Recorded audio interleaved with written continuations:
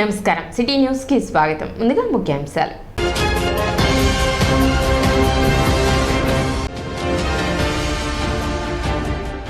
పత్రికా స్వేచ్ఛపై దాడి చేయడం హేయమైన చర్య. మాజీ మంత్రి ఆలపాటి రాజేంద్ర ప్రసాద్.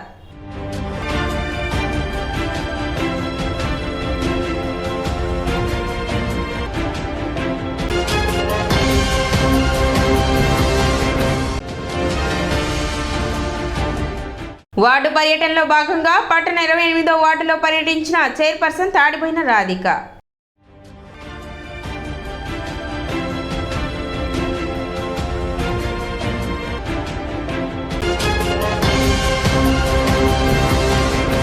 పత్రికా స్వేచ్ఛపై దాడి చేయడం నీచమైన పని అని మాజీ మంత్రి టీడీపీ సీనియర్ నేత ఆలపాటి రాజేంద్ర ప్రసాద్ పేర్కొన్నారు.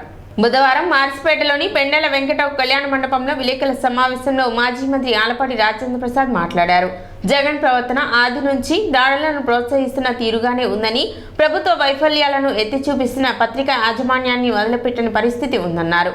దోచుకున్నది, దాచుకున్నది, చేస్తున్న అరాచకాలు, నిరంకుశ పాలన వంటి అంశాలను వెలుగులోకి తెస్తున్న వారిపై దాడులు చేస్తూ కేసులు పెట్టి వేధిస్తున్నారని చెప్పారు. పత్రికా స్వేచ్ఛ హరించే 930వ జీవో నాడు రాజశేఖర్ రెడ్డి తీసుకొస్తే అప్పట్లో జరిగిన ఆందోళనలకు వెనక్కి తీసుకుంటే నేడు మళ్లీ కొడుకుగా జగన్ ఆ జీవోని తీసుకువచ్చారని తెలిపారు.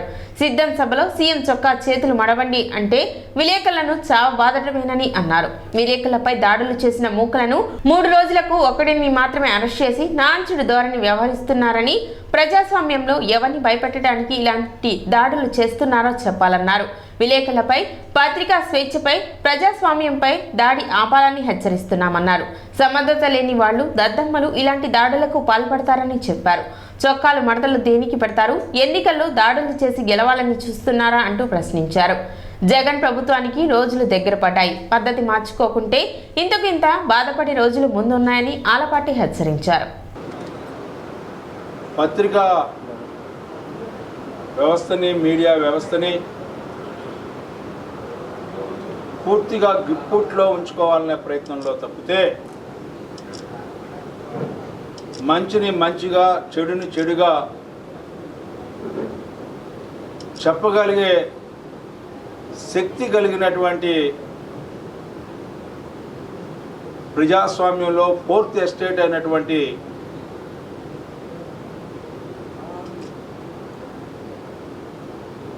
జర్నలిజాన్ని పూర్తిగా భయభ్రాంతులను చేయడానికి ప్రయత్నించే సంఘటనలో ఆది నుంచి కూడా జరుగుతున్నటువంటి ప్రక్రియ. ముఖ్యమంత్రిగా నువ్వు పదవీ స్వీకారం చేసిన దగ్గర నుంచి ఎవరి పక్షాన నిలబడకుండా ప్రజల పక్షాన నిలబడినటువంటి ఆ పత్రికా యాజమాన్యాన్ని కూడా నువ్వు వదిలిపెట్టలా. ఏమి సాధిద్దామని అంటే నువ్వు దోచే సంపదని బహిర్గతం చేస్తున్నందుక, నువ్వు చేసే అరాచకాన్ని ఏలెత్తి చూపుతున్నటువంటి సంఘటనలు రాకూడదనా? నిరంకుశవాదిగా, రాక్షసుడిగా రావణ రాజ్యాన్ని ప్రజలకి అందిస్తున్న తరుణంలో ఇది తప్పు అని చెప్పే దాంట్లో అనునిత్యం వేధింపులకు గురవుతున్నటువంటి సంఘటన. దీన్ని ఏమంటారని చెప్పి నేను అడుగుతా ఉన్నా. ఆనాడు మీ నాయన,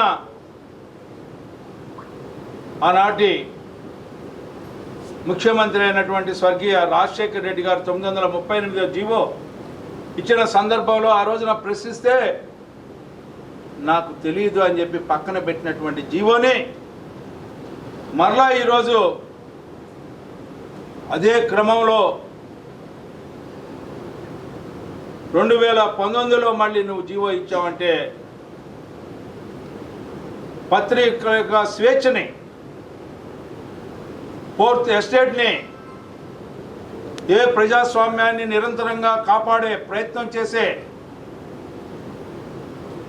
వ్యవస్థని నాశనం చేయాలనుకుని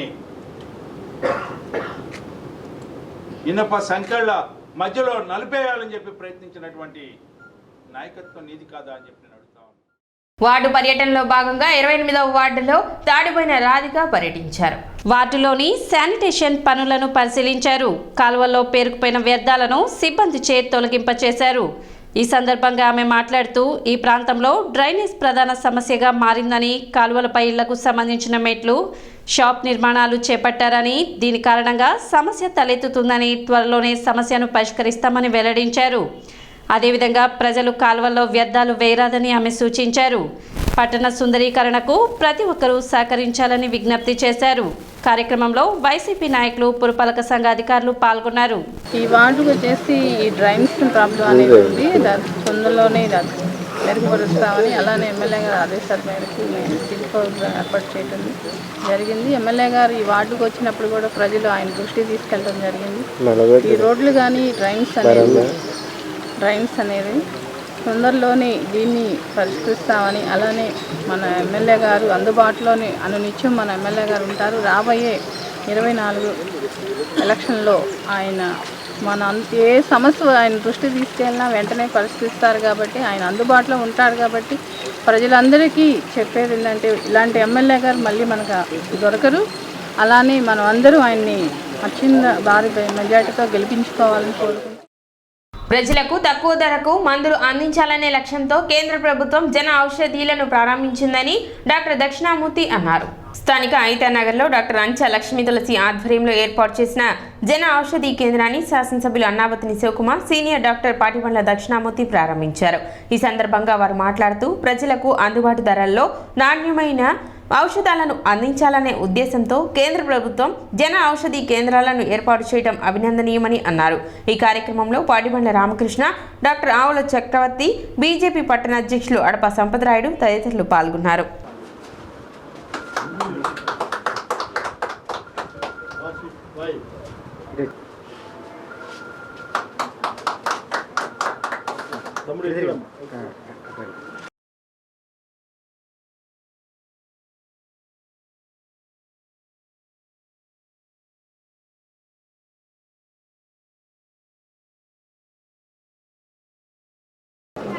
కేంద్ర ప్రభుత్వం నుంచి ఇవి మామూలు అలోపతి కంటే రేటు తక్కువ, నాణ్యత సేమ్. నాణ్యతలో ఏమాత్రం లోపం ఉండదు. 17 రూపాయలు ఉండే యాంటీబయాటిక్ బిళ్ళ ఇక్కడ 10 రూపాయలు. జనరిక్ మేము రాస్తాం, వాళ్ళు కొనుక్కుంటే పేషెంట్స్ మంచిదేనండి వాళ్ళని కేంద్ర ప్రభుత్వం స్పాన్సర్ చేశారు. జనౌషధి అనేది సెంట్రల్ గవర్నమెంట్ చేస్తున్న పెద్ద ప్రోగ్రామ్ అండి. ఇది చాలా సామాన్యమైన వాళ్ళకు కూడా రేట్లు ఎక్కువ ఉంది. చాలా ఆరోగ్యం కోసం అవసరమయ్యేవి, కిడ్నీస్, హార్ట్కి సంబంధించి కొన్ని చాలా రేట్లు ఉండి ఎఫర్ట్ చేయలేకపోతున్న పేషెంట్స్కి కూడా అందుబాటులో ఉంటాయి ధరలు. అదొక్కటే కాదు, స్వయం ఉపాధి, దీంతోపాటు ఒక్కొక్క కేంద్రానికి 4-5 ఉద్యోగాలు వస్తారు కాబట్టి ఎంతో కొంత అన్ఎంప్లాయ్మెంట్ కూడా కవర్ అవుతుందండి. ఇది బాగా సక్సెస్ చేస్తారని. స్థానిక తెనాలి విమానం మేడ వద్ద గల మున్సిపల్ ఓపెన్ ఆడిటోరియంలో human rights council of India Mumbai ఆధ్వర్యంలో రక్తదాన శిబిరం ఏర్పాటు చేశారు. తెనాలి ప్రభుత్వ వైద్యశాల వారి సహకారంతో ఏర్పాటు చేసిన ఈ రక్తదాన శిబిరం నందు పలువురు యువకులు పాల్గొని రక్తదానం చేశారు. కోస్తాంధ్ర అధ్యక్షులు పల్నాటి నాగరాజ్ కార్యక్రమాన్ని పర్యవేక్షించారు. రక్తదానం చేయడం ద్వారా ప్రాణదాతలుగా మిగిలిపోతారని, ఇటువంటి సేవా కార్యక్రమాలు చేస్తున్న human rights council of India సభ్యులను పలువురు అభినందించారు.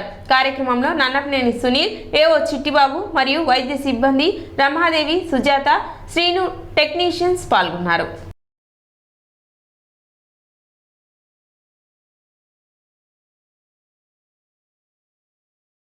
ప్రజారక్షణని మనసులో పెట్టుకొని గర్భిణీ స్త్రీల గురించి, ఎమర్జెన్సీకి సంబంధించి యాక్సిడెంట్ అయిన వారికి, అలాగే కిడ్నీ ప్రాబ్లంతో బాధపడుతున్న వారికి, అత్యవసర సమయంలో రక్తం లేక డెలివరీ టైంలో ఇబ్బందులు పడుతున్న వారికి మంచి గురించి ఆలోచించి ఈ రోజున ఇక్కడ ఓపెన్ బెడ్ క్యాంపెయిన్ చేయడం జరుగుతుందండి. ఈ రక్తదానం వల్ల మనం ఒక ప్రాణాన్ని కాపాడుతాము.